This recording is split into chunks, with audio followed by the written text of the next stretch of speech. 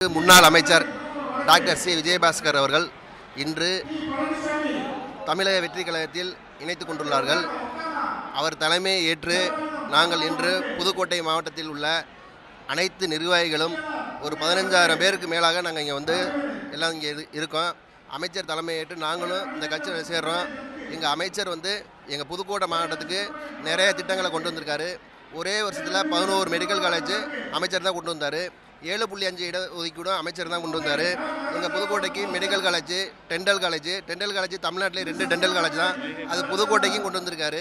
அது மாதிரி புதுக்கோட்டைனா எங்கள் அமைச்சர் விஜயபாஸ்கர் தான். எல்லா திட்டங்கள்லையும் எங்கள் அமைச்சர் பேர் இருக்கும், வரலாறு இருக்கும். நம்ம இந்த தலைமை வந்து எடப்பாடியார் தலைமை வந்து மூழ்கின்ற கப்பல் மூழ்கிருச்சு. இனிமேல் அந்த கப்பலில் பயணிக்க முடியாது. அவர் எந்த முடிவு எடுத்தாலும் தொண்டரோட முடிவை செயல்படுத்தாமல் அவர் சுயநலத்துக்காக எடுத்து இந்த கட்சியை ஆதாள சாக்கடைக்கு கொண்டு போயிட்டார். இனிமேல் அதிமுக தொண்டர்கள் அனைவரும் தமிழக வெற்றி கழகத்தை அம்மாவோட கட்சியாக நினச்சி இந்த கட்சியில் எல்லாரும் இணைஞ்சிருவாங்க.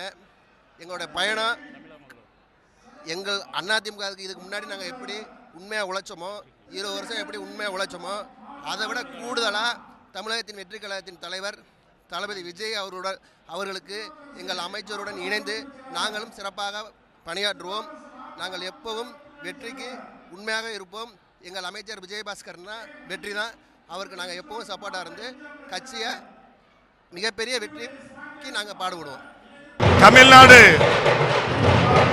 போதை கலாச்சாரமாக உருவாகி இளைஞர்கள் எல்லாம் சீரழிந்து கொண்டு இருக்கக்கூடிய காலகட்டத்தில் தமிழ்நாட்டிலே ஊழல் அதிகரித்து அரசாங்கத்தை கரையன் போல் அரித்து கொண்டு இருக்கக்கூடிய காலகட்டத்தில் தமிழக மக்களிடையே ஒரு பெரிய எதிர்பார்ப்பு ஏக்கமாக நம்மளை தமிழ்நாட்டை இளைஞர்களை காப்பாற்ற ஒரு தலைவர் கிடைக்க மாட்டாரா அப்படின்ட்டு ஏங்கி கொண்டு இருக்கக்கூடிய காலகட்டத்தில் ஆண்டவனின் தேவ தூதராக தமிழகத்தை காப்பாற்ற தமிழக முதல்வர் புரட்சி தளபதி நமக்கு தமிழகத்திலே அதிக பெரும்பான்மையான வித்தியாசத்தில் வெற்றி பெற்று ஆட்சி அமைத்துகின்றார். அவருடைய ஊழலற்ற ஆட்சியில் போதையை ஒழிக்கக்கூடிய என்ற ஒரே நோக்கத்தில் ஏற்பட்டிருக்கக்கூடிய இந்த ஆட்சியில் அவருடைய தமிழக மக்கள் முன்னேற்ற கழகம், தமிழக வெற்றி கழகம் கட்சியில இணைந்து பணியாற்ற இணைந்திருக்கிறேன்.